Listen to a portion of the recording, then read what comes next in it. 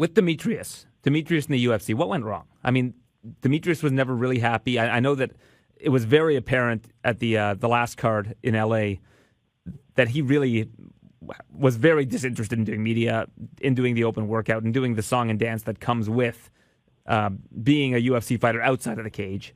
And I know that the flyweight division has never been all that juicy to the UFC. They've headlined Fox cards with it. They've headlined some pay-per-views with it that have done very poorly. So why was Demetrious Johnson never a box office hit? I think that there are several factors, and I don't think it's fair to just say, UFC or DJ were 100% at fault for why this thing didn't work out. DJ is a great guy. He has a great personality. He swears a lot. He is not the cookie-cutter guy that people think he is. He just at times, and especially early on, has not really, cared or been hesitant to let the world see his true personality. I think, his mindset, along with Matt Hughes' mindset, is like, our job is to win. He reminds me a lot of Tim Duncan of the San Antonio Spurs, like not flashy at all, just goes out and wins.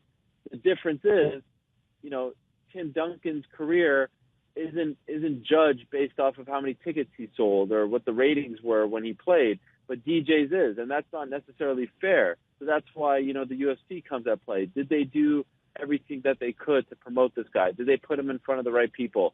And I think at times they didn't. But then you say, well, they put him on Fox. Sometimes it just doesn't click. I don't subscribe to the notion that they didn't give him opportunities to succeed by putting him on the biggest platforms. 178, they put him on some big cards. They put him on Fox multiple times, etc. I just think it was a mix of the fans. And by the way, I don't that smaller guys can't draw. I think that's ridiculous. I really don't understand why people believe that. I mean, I think that I will go to my grave thinking if DJ had the personality of Conor McGregor, Conor would be just as popular. I think it's crazy to say that, oh, this guy's small, I could beat him up. No, you can't. Did you see what he did to Ray Borg? Like, you can't beat him up. You can't even land a punch on him. It's ludicrous. So I just think it was one of those things where, after a while, the weight of all the talk of like, why aren't you selling? Dana, I think it really, like the real beginning of the end started with the TJ thing and him feeling disrespected that he wasn't told about the Ultimate Fighter. DJ wasn't, that they tried to push TJ, that they then put the Borg fight, and they sort of on purpose, I think, tried not to promote that fight. I think that was all the beginning of the end.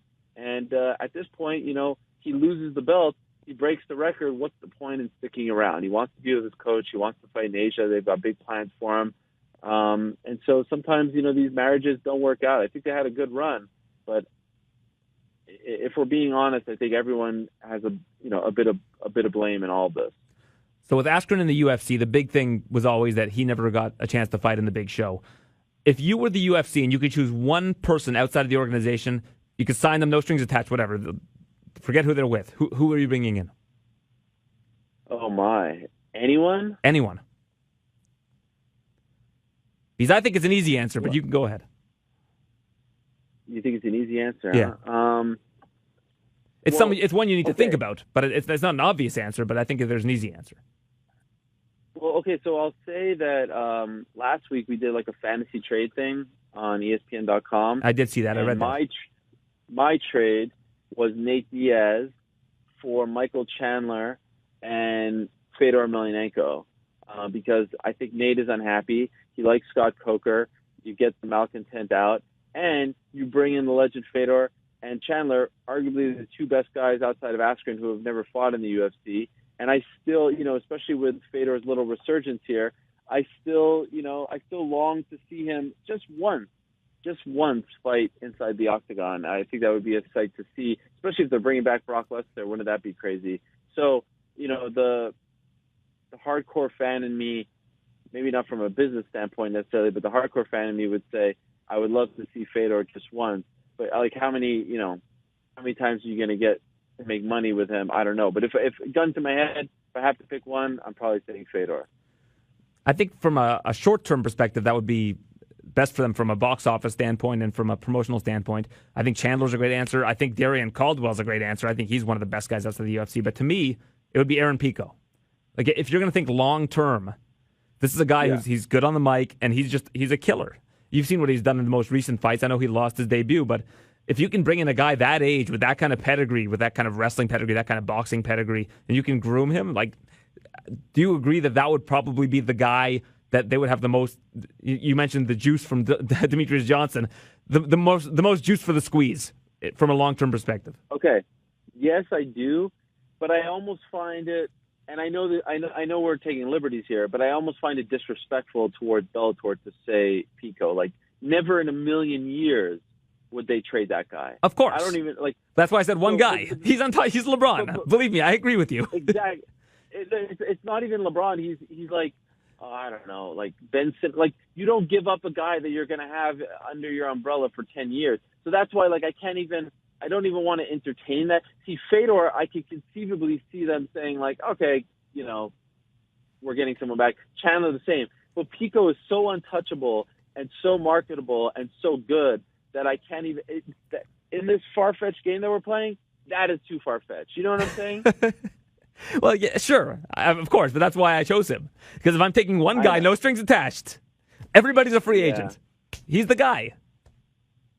I guess. Okay, so then who's Bellator taking? Conor? Well, yeah, if they could have anybody outside of Bellator, of course. Yeah. That's a no-brainer. I like playing fantasy trades, but with the hint of reality that, like, this could actually happen. You know what I mean? Here's the thing. If Bellator was offered Conor for Pico, they'd probably have to do it, but I mean... By the way, what a fascinating trade that is, because Conor's not sticking around forever. Exactly. Say, okay, do you sacrifice, 2 big paydays for maybe 5, 6, 7, 8 years of greatness? That's what I love about this Askren and Demetrious thing, because we can talk about this now and it's not fiction. Because this has happened now. It's great. It's tremendous. I mean, you and I grew up as big basketball fans, and as somebody who works for ESPN, I'm sure you agree that over the last couple years, basketball has become a year-round sport. It never used to be.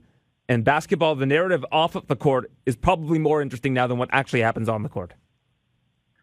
Yeah, I mean, basketball is on fire. It is unbelievable. And they have the perfect mix of incredible talent, incredible games. The action is phenomenal, but then all the drama.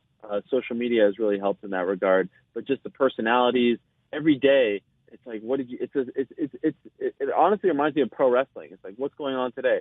Yesterday, Westbrook and Beverly are getting into it, and all this drama with Jimmy Butler. It's like, Rockets are 1-5. Yeah, it's phenomenal drama. So I like, I think you and I and people who cover combat sports and like combat sports, I think we're somewhat drawn to the conflict and the drama and the theater. And the NBA, I mean, Rondo and Chris Paul with the punch and all that stuff. Great. Every day is something new.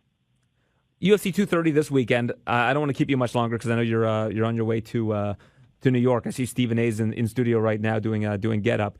But for UFC 230, when you look at this card, do you feel like this is a New York card?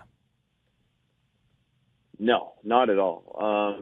It's not even close to a New York card. It has Weidman, it has Brian Kelleher, maybe one or two guys. Well, what I mean by New York card, is it a marquee card? Is this a top 4 card of the year? Is this a tentpole event? No, it's not.